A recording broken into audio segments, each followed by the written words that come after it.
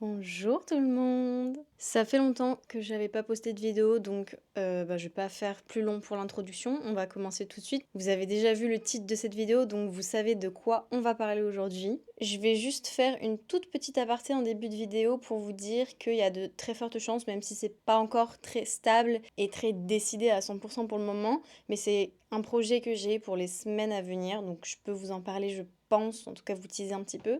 Comme vous le savez et comme je vous l'avais dit dans la dernière vidéo, aujourd'hui je me focus plus sur ma deuxième chaîne, donc avec mon mari, ma chaîne coréenne. Mais je vous avoue que bon, ça me manque un petit peu quand même de pas continuer mes vidéos autant qu'avant sur ma chaîne française. Comme je vous l'avais dit, il y avait plusieurs raisons derrière ça. Après réflexion et discussion, là l'été commence à être bien engagé et maintenant qu'on a une voiture avec mon mari, j'ai pour projet de retourner un petit peu visiter la Corée, tout simplement. Du coup, je pense pouvoir recommencer, alors pas autant fréquemment qu'avant, hein, toujours pas, mais pouvoir me focaliser en tout cas pour vous faire du contenu vlog, pour vous faire découvrir un peu plus la Corée. Voilà, donc à voir pour les semaines qui arrivent. En tout cas, je voulais quand même faire cette vidéo parce que j'avais cette idée dans la tête depuis pas mal longtemps. Je trouvais ça intéressant de vous parler de mon évolution, on va dire, de comment se passe ma vie en Corée, comment elle s'est passée avant et comment elle se passe maintenant, et aussi de l'évolution mentale en fait, tout simplement, que j'ai pu avoir pendant ces 6 années de vie en Corée, parce que je suis arrivée ici en 2019, début 2019 pour ceux qui savent pas. Aujourd'hui on est en 2025, bien attaqué même 2025, donc ça fait un peu plus de 6 ans que je vis ici, avec des allers-retours et avec pas mal d'aléas et pas mal d'histoires différentes et pas mal de choses que j'ai pu vivre ici. Et c'est vrai qu'en faisant un petit peu le tour de la question, mon mental actuel et ma vie actuelle en Corée n'est pas du tout la même que quand je suis arrivée. Et je trouve qu'on a tendance à beaucoup parler des points négatifs, des points positifs de la Corée, ce qui est très intéressant. Mais pour les personnes qui sont installées ici depuis longtemps et en fait qui vivent leur vie finalement ici, je trouve qu'on parle pas tellement en fait de ce qui se passe en fait dans nos têtes, de ce qui se passe dans nos vies et de ce que c'est en fait de vivre en tant qu'étranger sur du très long terme, de s'installer ici en Corée. J'ai vraiment pris un post-it de notes. J'ai juste ça parce que c'était les grandes lignes que je voulais aborder avec vous. Le reste, ça va vraiment me sortir comme ça sortira. Je sais pas si ce sera très structuré, mais enfin bon, on va essayer que ce soit quand même assez clair. You always pick me up and let me down. We're spinning around, losing our minds. Damned if we do, damned if we don't.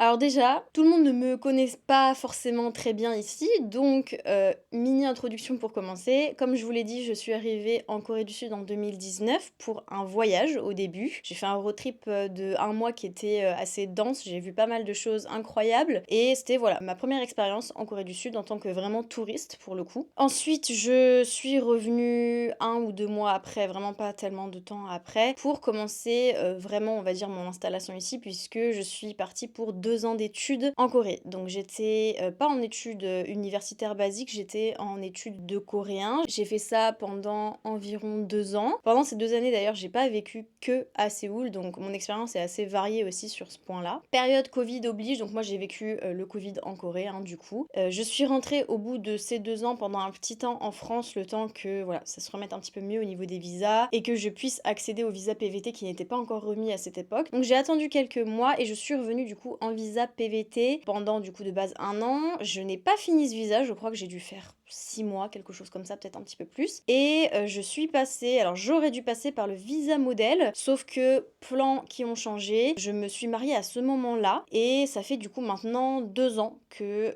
je suis mariée et que je vis voilà, une vie un peu plus basique et assez différente de ce que j'avais vécu avant du coup en Corée.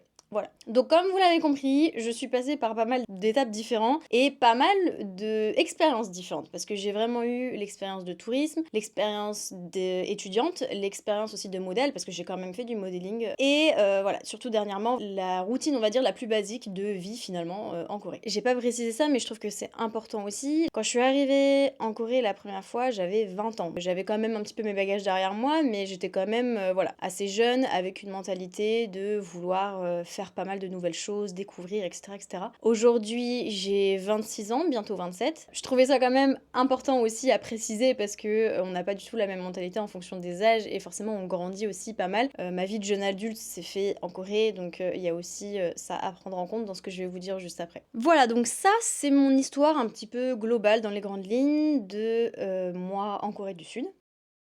Comme je vous l'ai dit, mes débuts en Corée, j'étais vraiment dans une mind, alors déjà de touriste, et dans un esprit de vouloir découvrir un maximum, de vouloir voir de mes propres yeux ce que j'avais pu imaginer.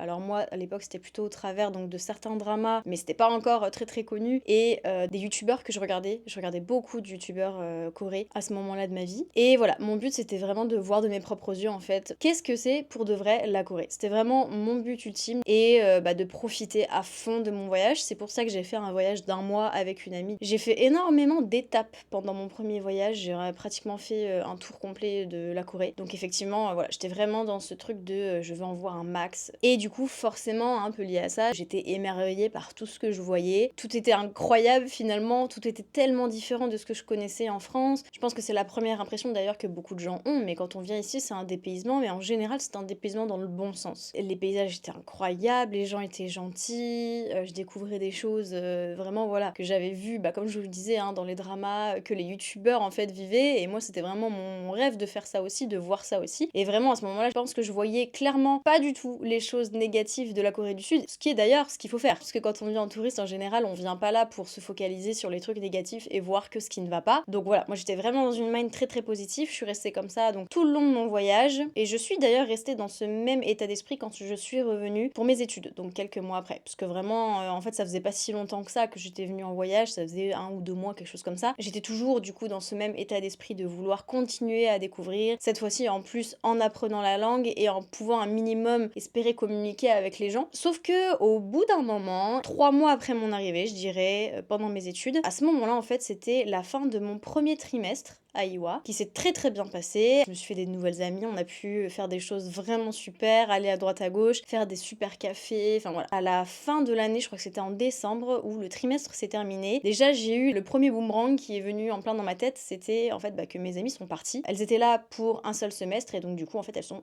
toutes parties au même moment, et je me suis retrouvée pour la première fois dans un esprit triste déjà, et j'avais plus mes amis, j'étais seule, je me sentais vraiment seule. À ce moment-là, c'est la période où le Covid a commencé en Corée, c'était pas forcément la super ambiance non plus, et j'avoue que ça a été le premier déclencheur de en fait me rendre compte que finalement c'est pas que le rêve d'être en Corée, il y a aussi des effets un petit peu négatifs à ça, c'est qu'on a vraiment, je dirais pas du tout, mais pratiquement pas de pied à terre finalement. On n'a pas notre famille, on n'a pas nos amis qui sont là pour rester avec nous tout le long. C'est la première fois que j'ai ressenti ça, et ça a été vraiment très très brusque. À peu près à la même période, en plus de ça, il a fallu que j'aille faire mon ARC pour la première fois, donc faire face à l'immigration en Corée, devoir aller donner des papiers pour demander à rester plus longtemps, un machin et tout. Il y a le moindre papier qui ne fonctionne pas, personne ne vous aide. Enfin, c'était vraiment très très brusque, et c'était à peu près au même moment. En plus de ça, pour ceux qui le savent, pour pouvoir rester 2 ans en Corée, parce que ça coûte très cher de venir en Corée, notamment pour les cautions d'appartement, enfin pas mal de choses. Effectivement, j'ai fait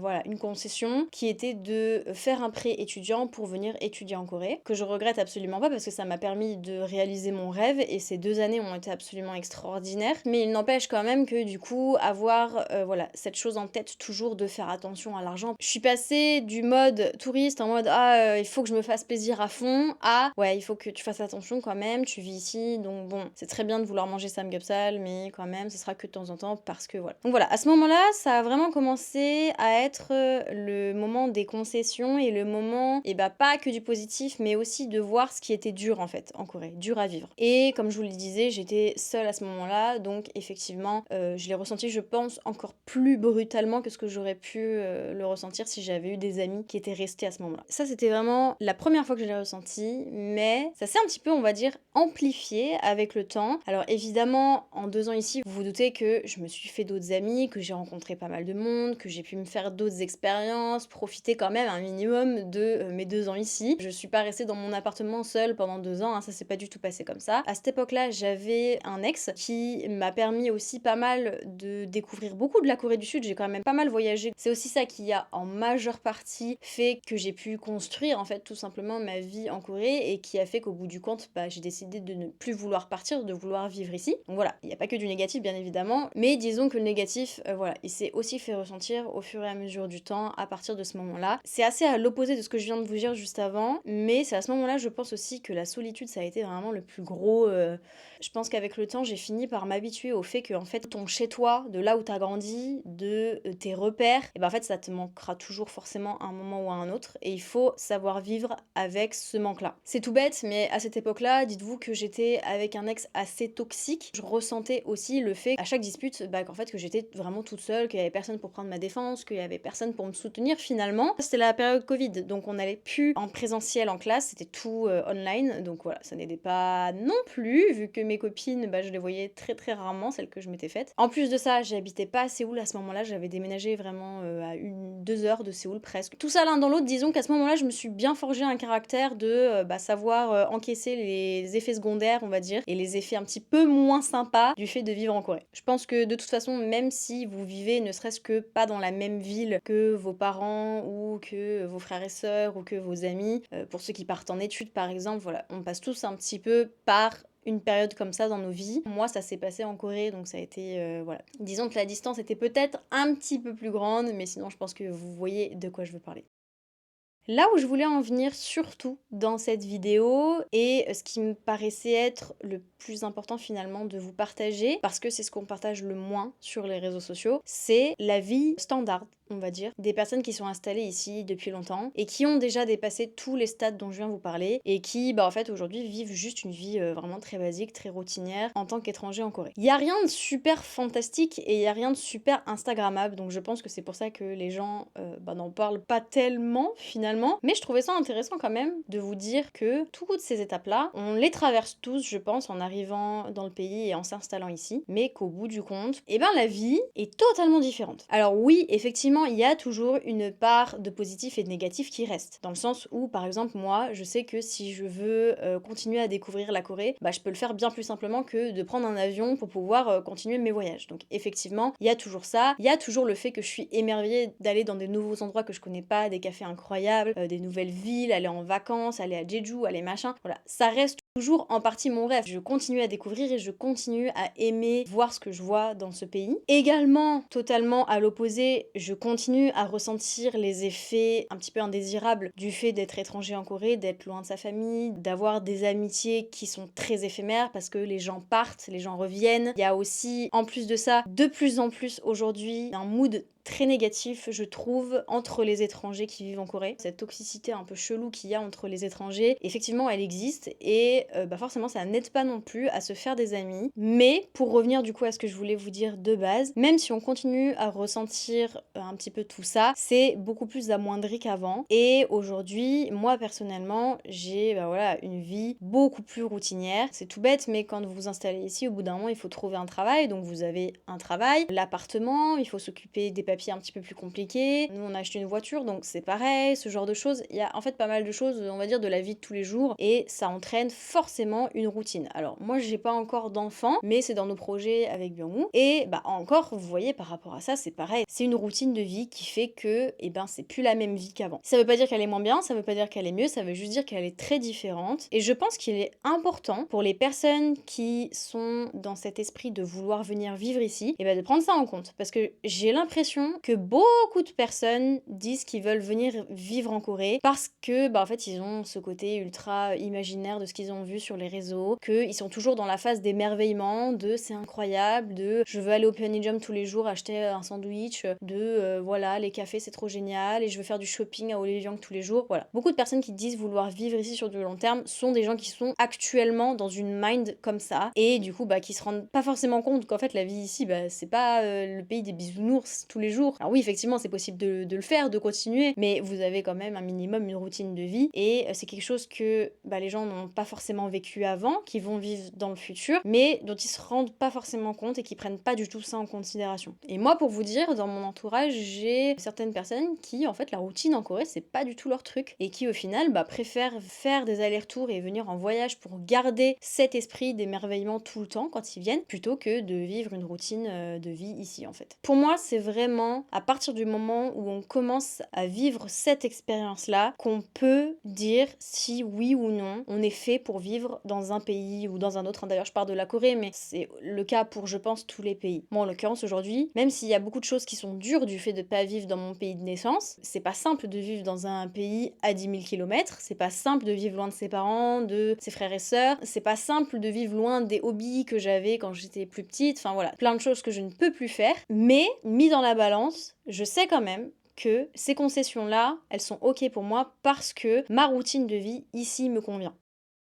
Ce que je ressens aujourd'hui, et ce que pas tout le monde devrait ressentir, mais disons que je trouve que c'est un petit peu une mentalité assez stable pour pouvoir vivre correctement tous les jours dans un pays qui est pas forcément notre pays de naissance. C'est justement cette balance entre ce sentiment d'accomplissement, ce sentiment d'être à sa place, et avec toutes les concessions du coup, qui est le point un peu plus négatif, mais toutes les concessions qu'on fait de vivre à l'étranger. Je pense que cette balance-là doit être assez ex-aequo, on va dire, parce que effectivement le sentiment d'accomplissement, le sentiment d'être à sa place, etc., c'est quelque chose que voilà qui est très important et qu'il faut ressentir, sinon pourquoi vivre ici. Mais je pense pas non plus qu'on doit mettre ça plus haut que le fait de ressentir, on va dire, l'effet secondaire des concessions qu'on fait, parce que je trouve qu'il est quand même important de garder à l'esprit justement les concessions qu'on a faites et de garder à l'esprit que tout ça c'était pas gratuit, qu'on a fait des choix, ne pas les regretter. Moi je suis vraiment de la team où si vous choisissez de faire quelque chose dans votre vie, surtout ne les regrettez pas. Ils vous ont amené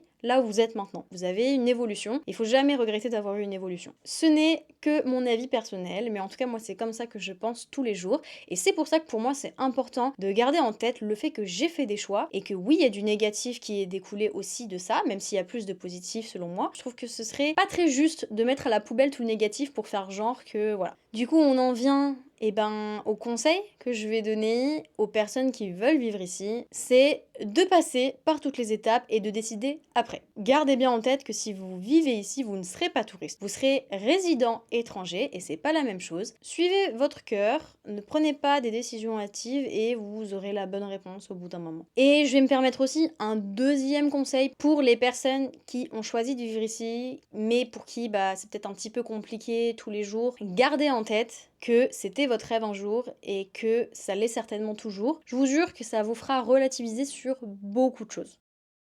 Voilà, du coup je pense que j'ai exprimé à peu près tout ce que j'avais à vous dire. Je crois d'ailleurs que j'ai été assez claire finalement, je me suis pas trop éparpillée, donc bon, dites-moi ce que vous en avez pensé en commentaire. Pour les personnes qui vivent ici, qui veulent vivre ici, qui sont venues en tourisme, peu importe, n'hésitez pas à partager votre expérience dans les commentaires, c'est toujours ultra informatif et ultra sympa en fait de voir les expériences diversifiées un petit peu de tout le monde. Moi je devrais donc normalement vous retrouver d'ici quelques temps pour des vlogs un petit peu plus chill, pour qu'on découvre ensemble un petit peu plus la Corée. Merci de m'avoir écouté jusqu'ici. Je vous fais de très gros bisous. Bye bye. You always pick me up and